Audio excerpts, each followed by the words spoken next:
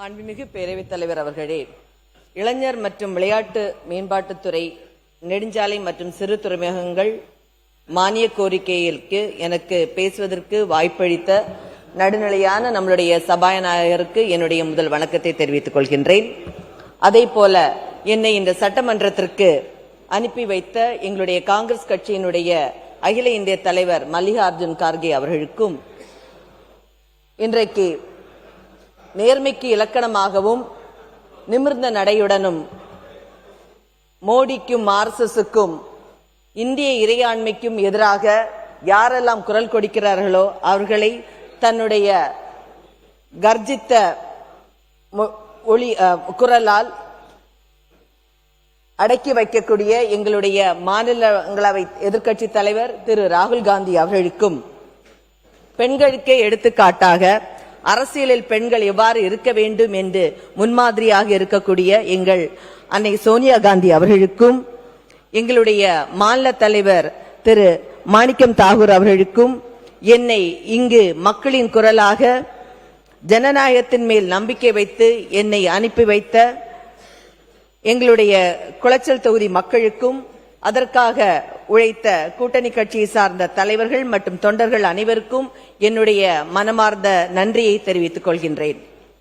மாண்புமிகு பேரவைத் தலைவர் அவர்களே, தமிழ்நாட்டின் மீதும் தமிழின் மீதும் மிகுந்த மரியாதை வைத்துக் கொண்ட காரணத்தால் தான் எடுத்த கொள்கையில் உறுதியாக நின்று தமிழகத்தில் தமிழ்தாய் வாழ்த்து தான் முதலில் பாட வேண்டும் என்ற பள்ளிகளில் ஆயாலும் சரி, அரசு நிகழ்ச்சிகள் ஆயாலும் சரி, பாட வேண்டும் என்று அனைத்து எதிர்க்கட்சிகளையும் ஒன்றிணைத்து இன்றைக்கு கோட்டையில் கம்பீரமாக கொடியை ஏற்றி மக்களின் மனதில் வலம் கொண்டிருக்கக்கூடிய நம்மளுடைய மாண்புமிகு முதலமைச்சர் அவர்களுக்கு, திரு ஜோசப் விஜய் அவர்களுக்கு என்னுடைய வணக்கத்தை தெரிவித்துக் கொள்கின்றேன்.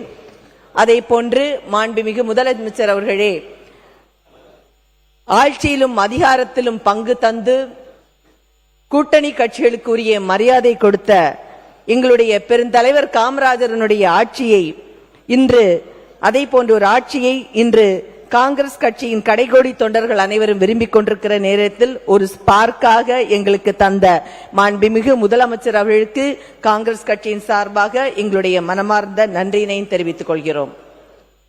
மாண்புமிகு பேரவைத் தலைவர் அவர்களே, நம்முடைய நிதியமைச்சர் அவர்கள் சட்டமன்றத்தில் வெளியிட்ட பட்ஜெட் என்பது அனைத்து மக்களாலும் ஏற்றுக்கொள்ளப்பட்ட ஒரு பட்ஜெட் ஆகும்.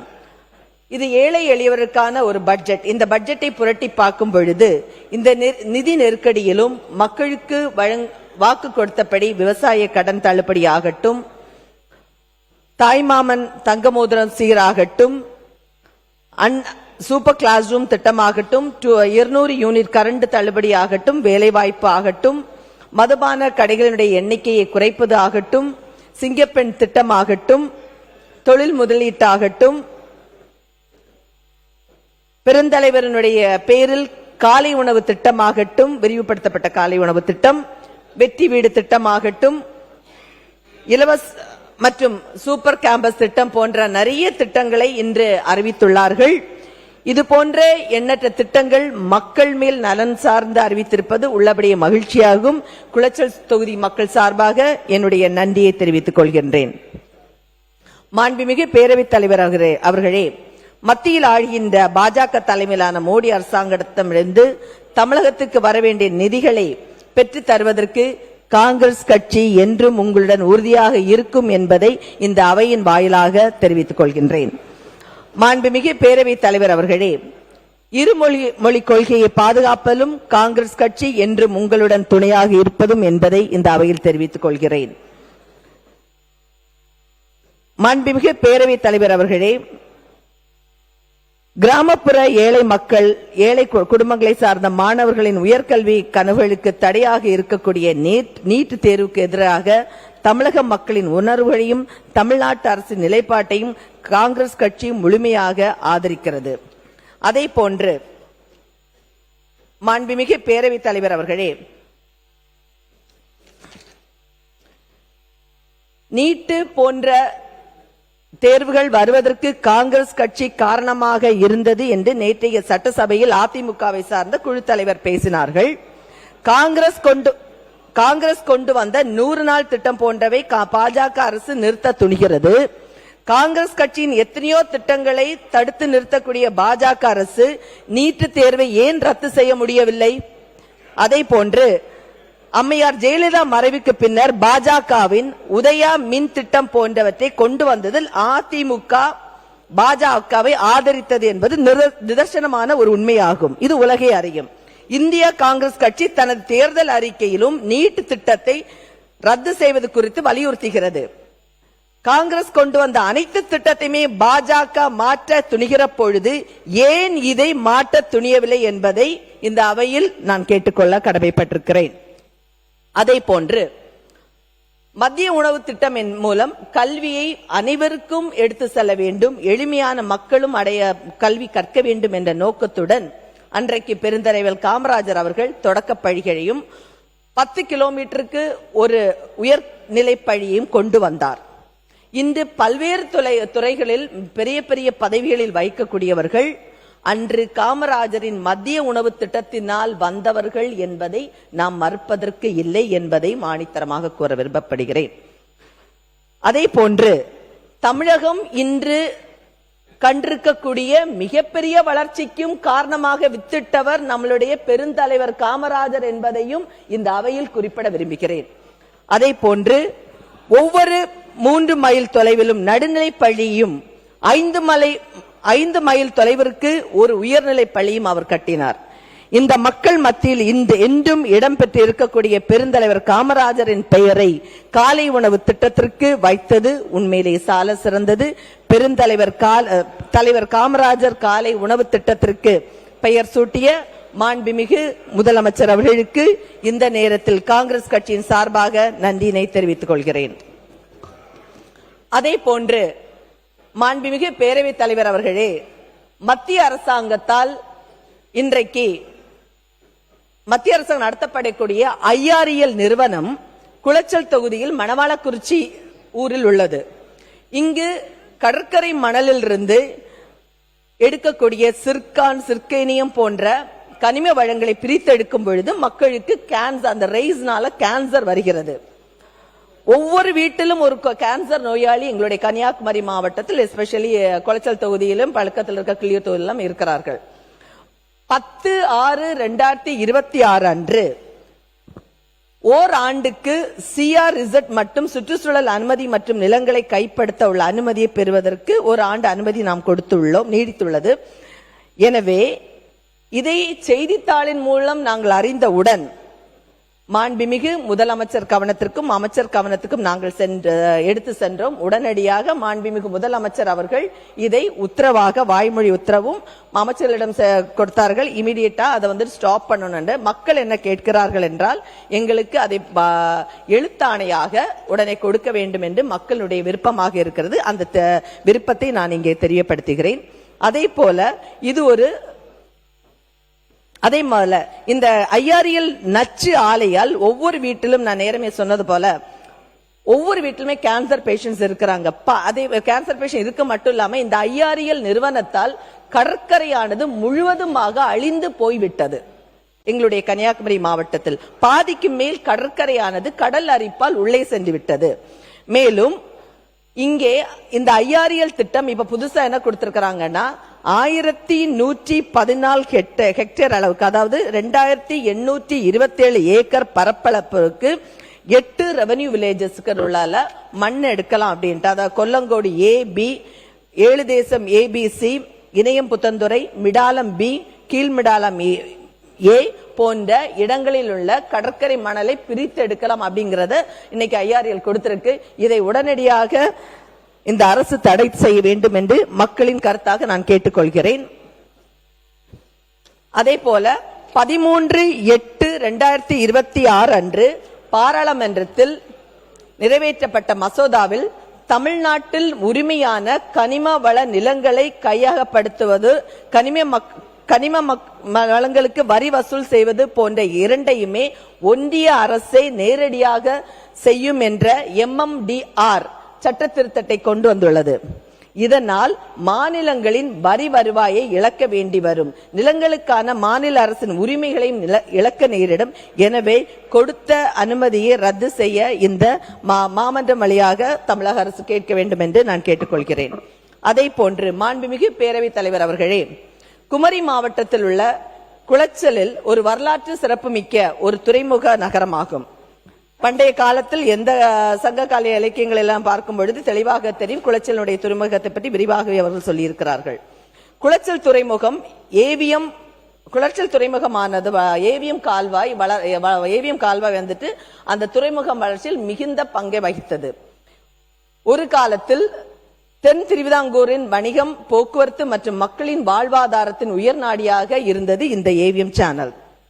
இன்று பராமரிப்பின்றி பொலிவிழந்து காணப்படுகிறது. இந்த கால்வாயை மீட்டெடுக்க வேண்டும் என்று ஒட்டுமொத்த குமரி மாவட்ட மக்களின் கோரிக்கையாகும். குளச்சல் பகுதியை ஒட்டி செல்லும் அனந்த விக்டோரியா மார்த்தாண்டவர்மா கால்வாய், அதாவது சுருக்கமாக ஏவிஎம் கால்வாய் என்று அழைக்கப்படுகிறது. திருவிதாங்கூர் சம்ஸ்தானத்தில் உருவாக்கப்பட்ட இந்த நீர்வழியானது தென் கேரளா மற்றும் இன்றைய கன்னியாகுமரி மாவட்ட கடலோர பகுதிகளை இணைத்த ஒரு முக்கிய உள்நாட்டு போக்குவரத்து பாதையாக, பண்பாடு பரிமாற்றத்தை இணைந்த உயர் நாடியாக இருந்தது. மன்னர் உத்தர திருநாள் மார்த்தாண்டவர்மாவின் பெயரும் அன்றைய இங்கிலாந்து ராணி விக்டோரியாவின் பெயரும் இணைந்ததுதான் இந்த அனந்த விக்டோரியா மார்த்தாண்டவர்மா கால்வாயாக பெயர் சூட்டப்பட்டது. ஒரு காலத்தில் சாலைகள் குறுக்கலாக இருந்த நிலையில் தேங்காய், அரிசி, மசாலா பொருட்கள், பனை மற்றும் மரப்பொருட்கள் உள்ளிட்ட பல்வேறு பொருட்களை இந்த கால்வாய் வழியாக படகுகளில் குளச்சல் துறைமுகத்திற்கு கொண்டு செல்லப்பட்டனர். மீனவர்களின் வாழ்வாதார விவசாய நிலங்களின் நீர் ஆதாரமாக இந்த கால்வாய் இருந்தது. சாலை போக்குவரத்து வளர்ந்த பிறகு இந்த கால்வாயின் பயன்பாடு குறைய தொடங்கிவிட்டது. தொடர்ந்து தூர்வாரப்படாமையால் ஆக்கிரமிப்புகளும் நிறைய இருக்கிறது. கழிவு நீர் இங்கே கலக்கப்பட்டு பராமரிப்பு இன்மையின் காரணமாக அதன் பழைய பொலிவு இழந்து விட்டது. நம்மள அனுப்புனதே இதை சொல்றதுக்காக தான் சார், இல்லைன்னா இப்ப ஊருக்கு போக முடியாது. அதே போன்று மேலும் 2004 டிசம்பரில் சுனாமிக்கு பிறகு, ஏன்னா இது முக்கியமான ஒரு இஷ்யூ, 2004 டிசம்பரில் ஏற்பட்ட சுனாமிக்கு பிறகு இந்த கால்வாய் மிகவும் நச்சுத்தன்மை கொண்ட ஒரு கொடூரமான ஒரு கால்வாயாக மாறிவிட்டது. பல உயிர்களையும் இந்த கால்வாய் வாங்கியுள்ளது. எனவே இந்த கால்வாயை மீட்டெடுத்து சுற்றுச்சூழல் பாதுகாப்பு, மழைநீர் வடிகால் மேம்பாடு, பாரம்பரிய சின்னம் பாதுகாப்பு போன்ற உள்ளூர் சுற்றுலா வளர்ச்சி போன்ற பல நன்மைகளை இதனால் கிடைக்கும். ஆக்கிரமிப்புகளை அகற்ற மிகப்பெரிய ஒரு சவாலாகும் என்பது மறக்கப்படுவதற்கில்லை. ஆனால் இதை குளச்சல் முதல் மண்டைக்காடு வரை இருக்கும் ஏவிஎம் கால்வாய் வரையாவது இதை தூர்வாரி செய்ய வேண்டும். 2 பக்கங்களிலும் பனை மரங்களை நட்டு நிலத்தடி நீரை பாதுகாக்க வேண்டும் என்று இந்த வாயிலாக கேட்டுக்கொள்கிறேன். அதே போன்று மாண்புமிகு பேரவைத் தலைவர் அவர்களே, இன்றைக்கு ஒரு சொன்னதை போல் ஜாதிவாரி கணக்கெடுப்பு எடுத்தது உண்மையிலேயே மிகவும் மகிழ்ச்சியான ஒரு விஷயமாகும். எங்களுடைய தலைவர் ராகுல் காந்தி சொன்னது போல் யாருக்கு எவ்வாறு நிதி கொடுக்க வேண்டும், எவ்வாறு பிரதித்துவம் கொடுக்க வேண்டும் என்பது இந்த ஜாதிவாரி கணக்கெடுப்பு வழியாக தான் நடக்கும், தெரியப்படும். எனவே இந்த சாதிவாரி கணக்கெடுப்பு நடத்த தமிழக அரசுக்கு என்னுடைய நன்றியினையும் தெரிவித்துக் கொள்கின்றேன். அதே போன்று மாண்புமிகு பேரவைத் தலைவர் அவர்களே, மீனவர்களின் வாழ்வாதாரம் பாதுகாப்பு மிக முக்கியமான பிரச்சனையாக உள்ளது. கடலுக்கு செல்லும் தமிழக மீனவர்கள் அண்டை நாடுகளால் கைது செய்யப்படுவது மற்றும் துன்பப்படுத்தப்படுவதற்கு நாம் ஒரு முற்றுப்புள்ளி வைக்க வேண்டும். கன்னியாகுமரி மாவட்டம் என்பது கடலை நம்பி வாழக்கூடிய லட்சக்கணக்கான மக்களின் மாவட்டமாகும். குறிப்பாக குளச்சல் சட்டமன்ற தொகுதியில் உள்ள பெரும்பாலான மக்கள் மீன்பிடி தொழிலையும் கடல் சார்ந்த வாழ்வாதாரத்தை நம்பியே வாழ்கிறார்கள். எனவே பகுதி மக்களின் இப்பகுதி மட்டுமல்ல, கிள்ளியூர் தொகுதியில் உள்ள மக்களும் கன்னியாகுமரி தொகுதியில் உள்ள மக்களையும் நாகர்கோல சில கடற்கரை கிராமங்கள் வருகிறது. இவர்களுடைய உயிரை பாதுகாப்பதற்காக அவசர கால மீட்பு பணியாக கடலில் காணாமல் போகும் மீனவர்களுக்கென்று தேடுதல் நடவடிக்கையை மேற்கொள்வதற்காக ஒரு விரிவான மீட்பு அமைப்பு அங்கு இல்லை என்பது உண்மையிலேயே ஒரு வருத்தப்படக்கூடிய ஒரு விஷயமாகும்.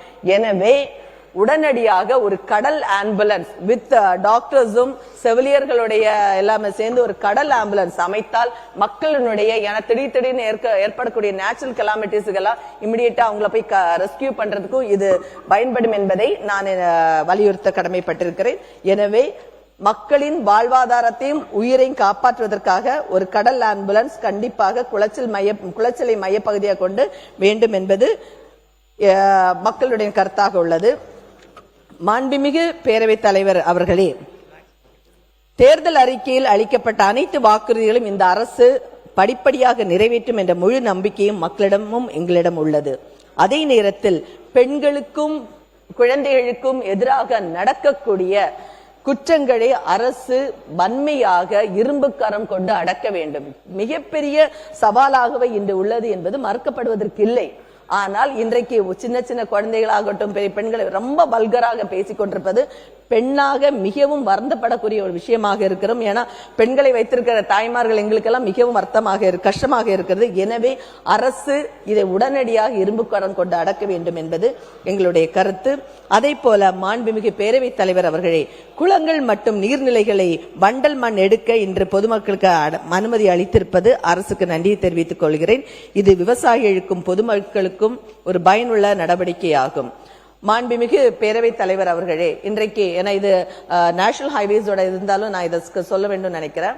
NH47 வந்துட்டு வில்லுக்குரியிலிருந்து எங்களுடைய தொகுதியில தக்கல வர ரோடு ரொம்ப மோசமாக இருக்கு. எனவே தேசிய நெடுஞ்சாலை துறையில் நாம் கண்டிப்பாக பேசி அதற்கான ஃபண்டை வாங்கி தந்து எங்களுடைய ரோடை சரி செய்ய வேண்டும் என்பது இதன் வாயிலாக நான் கேட்டுக்கொள்கிறேன். கொஞ்சம் தான் சார். அதே போல மாண்புமிகு பேரவைத் தலைவர் அவர்களே, குமரி மாவட்டம் என்பது இயற்கை வளங்களை நிறைந்த ஒரு மாவட்டமாகும். நீர்நிலைகளை செழித்து விளங்கும் இந்த தமிழ்நாட்டின் மிக அழகான மாவட்டங்களில் ஒன்றாகும் எங்களுடைய குமரி மாவட்டம். ஏராளமான குளங்களாகட்டும், மலைகளாகட்டும், கடல்களாகட்டும், கால்வாயாகட்டும் போன்ற அனைத்துமே நிறைந்த ஒரு மாவட்டம். ஆனால் இங்கு மிகுந்த வருத்தத்துடன் கூறுகிறேன் என்றால், எனது குளச்சல் தொகுதிக்கு சட்டமன்றத்துக்கு உட்பட்ட நுள்ளிவளை, கப்பியறை, கடியப்பட்டணம், ஆளூர் போன்ற பல பகுதிகளில் கடுமையான இவ்வளவு தண்ணீர் இருந்தும் குடிநீர் தட்டுப்பாடு ஏற்படுகிறது. ஏன்னா நிறைய டீசல்ட் பண்ணாம விட்டதுனால எல்லாம் சில பகுதிகளில் 5 நாட்களுக்கு ஒரு தடவை தான் தண்ணீர் குடி தண்ணீர் கிடைக்கிறது. எனவே நீர்வளம் நிறைந்த மாவட்டத்தில் வாழும் மக்களுக்கு இத்தகைய சூழ்நிலை ஏற்படுவது ஏற்றுக்கொள்ள முடியாத ஒன்றாகும். இப்பிரச்சனைக்கு நிரந்தர தீர்வாக வற்றாத ஜீவநதியாக விளங்கும் எங்களுடைய கன்னியாகுமரியின் தாமிரபரணி ஆறும், கோதையாறும், வள்ளியாறும், பரளியாறு போன்ற ஆற்றிலிருந்து கூட்டு குடிநீர் திட்டத்தை நடைமுறைப்படுத்தினால் குளச்சல் தொகுதியில் உள்ள அனைத்து கிராமங்களுக்கும் ஊர்களுக்கும் குடிநீர் தட்டுப்பாடு என்று கிடைக்கும் என்பது என்னுடைய கருத்தாகும். கன்னியாகுமரி மாவட்டத்தில் நீர் மேலாண்மை பற்றி பேசும் பொழுது பெருந்தலைவர் காமராஜர் பற்றி நாம் நினைவு கூறாமல் இருக்க முடியாது. அவருடைய ஆட்சி காலத்தில் தான் ஏராளமான அணைகளும் குளங்களும் நிறுவப்பட்டது. கன்னியாகுமரி மாவட்டத்தில் உள்ள குளங்களை நாம் எடுத்துக்கொண்டால் அந்த குளங்கள் ஆனது கிட்டத்தட்ட எங்களுடைய 2100 குளங்களுக்கு மேல் உள்ளது. அது ரெவென்யூ ரெக்கார்ட்ஸ்ல இருக்கு. இந்த குளங்கள் எப்படி அன்னைக்கு நடப்பப்பட்டிருந்தா ஒரு குளம் நிறைந்து அடுத்த குளத்துக்கு அந்த தண்ணி மறுகால் வாய்ந்து போய் அப்படியாகத்தான் கன்னியாகுமரி மாவட்டத்தில் அனைத்து அப்படி மாறி மாறி போயிட்டு அவ்வளவு. ஆனா இன்றைக்கு இந்த குளங்கள் என்ன ஆயிடுச்சுன்னா எல்லா இடமே அடப்பு ஏற்பட்டு நிறைய குளங்கள் மூடிக்கொண்டு இருக்கிறார்கள் இந்த ரியல் எஸ்டேட்டுக்காரர்களால.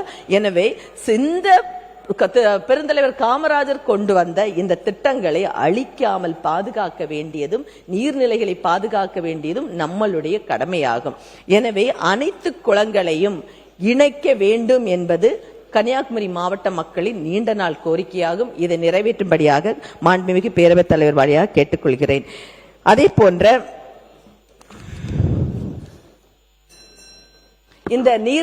இந்த குளங்களை மீட்கப்பட்டால் நிலத்தடி நீர் வளமானது பாதுகாப்பதுடன் எதிர்கால தலைமுறைகளுக்கு நீர் பாதுகாப்பு உறுதி செய்யப்படும். இல்லை என்றால் நாளை நம்ம என்ன சொல்லுவோம்னா வரலாற்றுல படிக்க குளங்கள் இருந்தது, ஆறுகள் இருந்தது என்றுதான் வாசிப்போமே ஒழிய குளங்களை மாறுகளை மக்களுக்கு அடுத்த தலைமுறைக்கு காணாமல் போய்விடும் என்பது என்னுடைய கருத்தாகும். எனவே இதை பாதுகாக்க வேண்டும். குமரி மாவட்டத்தில் உள்ள அனைத்து குளங்களையும் தூர்வாரி அனைத்து அதை சிறப்பு நிதியை அரசு ஒதுக்க வேண்டும். அதே சமயம் உள்ளாட்சி அமைப்புகளுக்கு அதிகாரம் வழங்கி இந்த நீர்நிலைகளை பாதுகாக்க நிரந்தர திட்டத்தை அரசு செயல்படுத்த வேண்டும் என்று தமிழக அரசை நான் கேட்டுக்கொள்கிறேன். மேலும் பேச்சிப்பாறை அணையிலிருந்து வரக்கூடிய தண்ணீரை திறந்துவிடப்பட்டாலும் கடைக்கோடி விவசாயிகளுக்கு பாசன நீர் முழுமையாக சென்றடைவதில்லை. இதற்கு முக்கிய காரணம் கால்வாய்கள் முழுமையாக தூர்வாரப்படாமல் இருப்பதும்.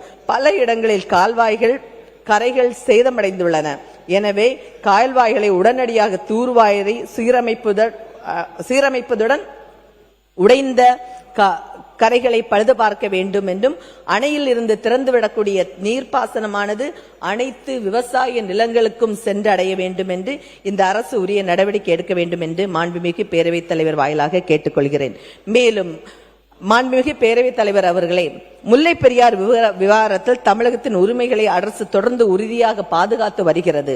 மேலும் கன்னியாகுமரி மாவட்டத்தின் விவசாயிகளின் நீண்ட நாள் கோரிக்கையான எங்களுடைய நெய்யார் இடதுகரை கால்வாயில் தண்ணீரை திறந்துவிடும் பிரச்சனையிலும் கேரள அரசுடன் பேச்சுவார்த்தை நடத்தி நிரந்தர தீர்வு காண வேண்டும் என்று கேட்டுக்கொள்கிறேன்.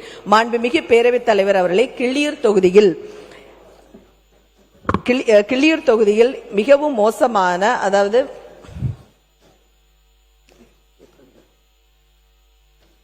எரமந்துறை நீரோடி முதல் எரமந்துறை ரோடு வந்துட்டு ரொம்ப மோசமாக இருக்கிறது.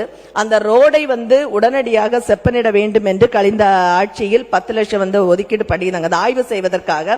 அதுவும் மக்கள் அந்த ரோடு துண்டாகப்பட்டு மக்கள் நடமாடவும் டிராவல் பண்ண முடியாம இருக்கிறது. அதை உடனடியாக இந்த அரசாங்கம் செய்து கொடுக்க வேண்டும் என்று நீரோடித்துறை முதல் ஆரோக்கியபுரம் வரை, அது தப்பு நடந்துட்டு நீரோடித்துறை முதல் ஆரோக்கியபுரம் வரை உள்ள கடற்கரை கிராமங்களை இணைக்கக்கூடிய, அதாவது 42 கடற்கரை கிராமங்களை இணைக்கக்கூடிய கடற்கரை சாலையை போர்க்கால அடிப்படையில் சீரமைக்க வேண்டும் என்று மாண்புமிகு பேரவைத் தலைவர் வாயிலாக கேட்டுக்கொள்கிறோம். 20 நிமிடம் முடிந்து விட்டது. இல்ல சார், முடிச்சிடுவார். எனவே அடுத்த மாண்புமிகு உறுப்பினர் சிவகுமார் அழைக்கிறேன். பேரவைத் தலைவர் அவர்களே, நன்றி சொல்லி முடிச்சிருங்க. தொகுதி பாருங்க, உங்க தொகுதியை தாண்டி கன்னியாகுமரி மாவட்டம் முழுவதுக்குமான எல்லா பிரச்சனையும் பேச நான் அனுமதித்து விட்டேன். இன்னும் இல்ல, எல்லாம் அவை குறிப்பில் ஏத்துக்கும்படியா எழுதி கொடுத்துருங்க. அவை குறிப்பில் நான் கொண்டு போய் சேர்த்துறேன். எல்லாம் அவை குறிப்பில் சேர்த்துடலாம். நன்றி சொல்லி முடிங்க. நன்றி அவர்களே. முக்கியமான ஒரு விஷயம் என்னன்னா, எங்களுடைய குமரி மாவட்டம் மலை மிகுந்த ஒரு மாவட்டம். என்னோட தொகுதியாக இருந்தாலும் சரி, எந்த கிள்ளியூர் தொகுதியாக இருந்தாலும் சரி, எல்லாமே சொல்றேன். அந்த மாவட்டத்துல என்ன பிரச்சனை அப்படின்னா, பஸ் இருக்கு. எங்களுடைய பஸ் ஓவர் 6 கிலோமீட்டர்ஸ் 8 உள்ளால பஸ் பேருந்துகள் எல்லாம் போகாம இருக்கிறது. அப்ப நாங்க என்ன கேட்கிறோம், பெரிய இங்க இப்போ உள்ள பஸ் 12 ஃபீட்டுக்குள்ள பஸ். எங்களுக்கு குமரி மாவட்டத்திற்காக மட்டுமே 8 ஃபீட் உள்ள பஸ்ஸை எங்களுக்கு அறிமுகப்படுத்தி கடைக்கோடியில் உள்ள ஏழை மக்களுக்கும் இந்த பேருந்தானது சென்று அடைவதற்காக இதை எளிமை செய்ய வேண்டும் என்று மாண்புமிகு பேரவைத் தலைவர் வாயிலாக கேட்டுக்கொள்கிறேன். அதே போன்று இன்றைக்கு மிக சிறப்பாக திண்டுக்கல் கொடுத்திருக்கிறாங்க. திண்டுக்கல் மாவட்டம் வடமதுரை அரசு உயர்நிலைப் பள்ளியில் உள்ள கூடைப்பந்து மைதானமானது மாநில மண்டல அளவிலான பல போட்டிகளை நடைபெற்று வருகிறது மைதானமாகும். கடந்த 2021 அரசு கடித எண் 4212 எண் 2/2021 1/29/10/2021 விளையாட்டு மேம்பாட்டு ஆணை முதன்மை செயலாளரிடம் குறிப்பானை கோரியதாக அரசு துணை செயலாளர் அவர்கள் தெரிவித்தார்கள். நீங்க கன்னியாகுமரி இப்ப திண்டுக்கல் வந்தீங்க, 1000 விளக்கு வந்துட போறீங்க. முடிச்சிருங்க. நன்றி. எனவே அங்கு பார்வையாளர் கூடம் அமைத்து மைதானத்தை மேம்படுத்தி கிராமப்புறத்தை சார்ந்த இளைஞர்களுக்கு கூடை பந்தாட்டத்தை ஊக்குவிக்கும் விதமாக அமையும். எனவே மேற்கண்ட கோரிக்கையினை பரிசீலித்து தருமாறு மாண்புமிகு விளையாட்டுத்துறை அமைச்சரிடம் கேட்டுக்கொள்கிறேன். இறுதியாக சமூக நீதி, மதசார்பின்மை, கூட்டாட்சி தத்துவத்தை மற்றும் தமிழகத்தின் உரிமைகளை பாதுகாக்கும் இந்த அரசின் அனைத்து நியாயமான முயற்சிகளுக்கும் இந்திய தேசிய காங்கிரஸ் என்றும் உறுதுணையாக இருக்கும் என்பதை மீண்டும் வலியுறுத்தி, பெருந்தலைவர் காமராஜர் ஆட்சி என்பது காங்கிரஸ் கட்சியின் ஒவ்வொரு தொண்டர்களின் கனவு. அதே போன்ற ஒரு ஆட்சியை நடந்து கொண்டிருக்க இன்றைக்கு தமிழக அரசுக்கு எங்களுடைய நன்றியை தெரிவித்துக் கொள்கிறேன். நன்றி. மாண்புமிகு உறுப்பினர் திரு சிவகுமார் அவர்கள் சொல்லுங்க. மாண்புமிகு உறுப்பினர் பேசுங்க. சொல்லுங்க. ஒரு கிளாரிபிகேஷன். மாண்புமிகு உறுப்பினர் பேரவைத் தலைவரே, மாண்புமிகு உறுப்பினர் அவர்கள் சொன்னார்கள், காங்கிரஸ் ஆட்சி காலத்திலே தான் நீட்டு கொண்டு வந்தான்னு சொல்லிட்டாங்க. ரொம்ப நன்றி. என்ன யாரும் இதுவரைக்கும் 2 கருத்து சொல்லிட்டே இருந்தீங்க, முடிச்சிடுறாருங்க. அதுக்கு அப்புறம் பாஜக கட்சி வந்த உடனே நாங்க கொண்டாந்ததை அவங்க நினைச்சிருந்தா மாத்திருக்கலாமே அப்படின்னாங்க. ஏன் மாத்தலன்றதும் உங்களுக்கு எல்லாம் தெரியும். சுப்ரீம் கோர்ட் ஆர்டர், அந்த சுப்ரீம் கோர்ட் நீட்டுக்கு ஆதரவா யாரு பேசினாங்கன்றத, அதாவது கண்ணியம் கருதி நான் சொல்றது இல்ல, அதுவும் உங்களுக்கு தெரியும். அந்த தகவலை சபைக்கு சொல்றதுக்கு நான் ஆசைப்படுகின்றேன். மாண்பு உறுப்பினர் சிவகுமார் அவர்கள்.